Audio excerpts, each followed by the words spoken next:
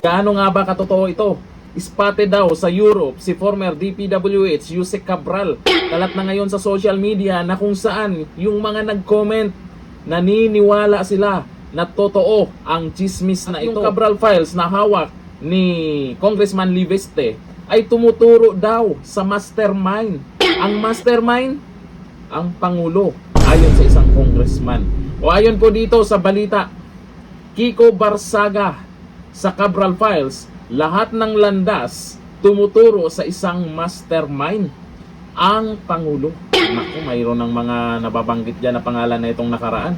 Pero ang tanong dito, totoo kaya na itong si Yusek Cabral ay nasa Europe lang? Muling umigting ang usapin sa tinaguriang Cabral Files matapos ang pahayag ni Cavite 4th District Representative Kiko Barsaga na tahasang itinuturo ang pinakamataas na opisyal ng bansa bilang nasa likod umano ng kontrobersya.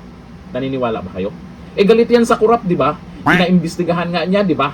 Ang tanong, kaya ba niyang ipakulong yung mga pangalan na lumabas dyan sa Cabral Files? Paimbestigahan ba nila yan?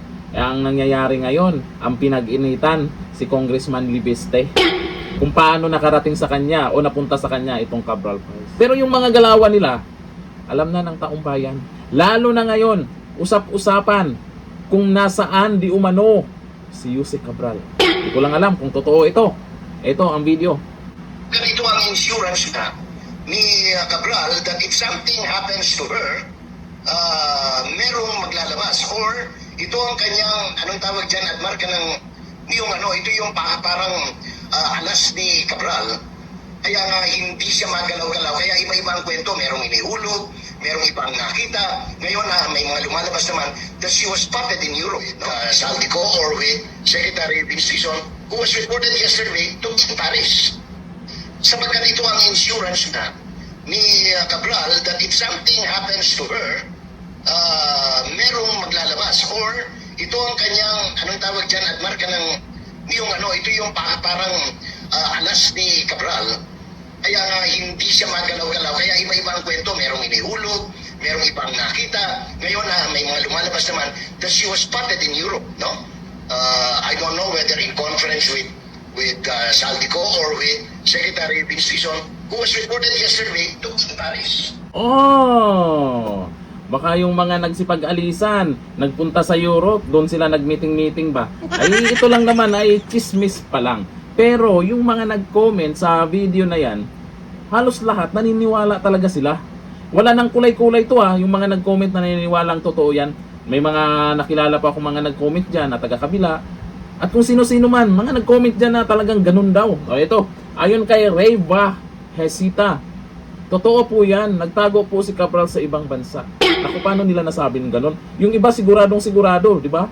Sabi ni Shah Duran, naniniwala ako buhay pa yan si Cabral. Sabi ni Robin M. Bulala, tama talaga hinala ko. Puro kadramahan lahat para takasan ang korupsyon. Kung totoo man yan, naku po, pinagluloko na nila yung taong bayan. Meron pa kayang managot na mga malalaking buhaya dyan? Nung Pasko, nung bagong taon, nagpaparty pa yung mga yan. Akala po natin, seryoso po si Junior na may maghimas-rihas, may hinanda pa sila. Sus. Sabi ni Venancio Lasarte, sarap ng buhay ng taga DPWH sa Bunuan. Si Bunuan, nasa ibang bansa na rin nagpapalamig. Oo, bigla ding nawala, bigla ding nanahimik. Sabi ni Cirilio Jun Lopas, mga OFW dyan, check nyo, baka totoo. Yung pag may nakakita dyan, videohan nyo. Ngayon, 2026 na, ay sana naman, ay huwag baliwalain po itong mga inilabas po ni Congressman Liveste. Kasi malamang, yung mga di umanong galit sila sa kurap, Duterte na naman ang tutukan nila. Pagdating ng February, impeach BP Sara na naman ang gusto nilang pag-usapan. Itong milyon na napag-usapan, may pabonus pa sila. Aba, ang tindi bilyon na kung saan ay pinabusog lang natin ang mga buhaya, pera ng taong bayan yan. Unahin nyo yan. Kasi kay BP Sara naman, ay nakita nyo naman, talo na kayo. Hindi nyo na pa-impeach. Pipilitin nyo pa rin ba? Kasi takot sila na ang maging Pangulo si BP Sara. Pag nangyari yan, nako, magsiksikan sila sa kulungan. Hanggang dito na lang. Thank you. Bye-bye.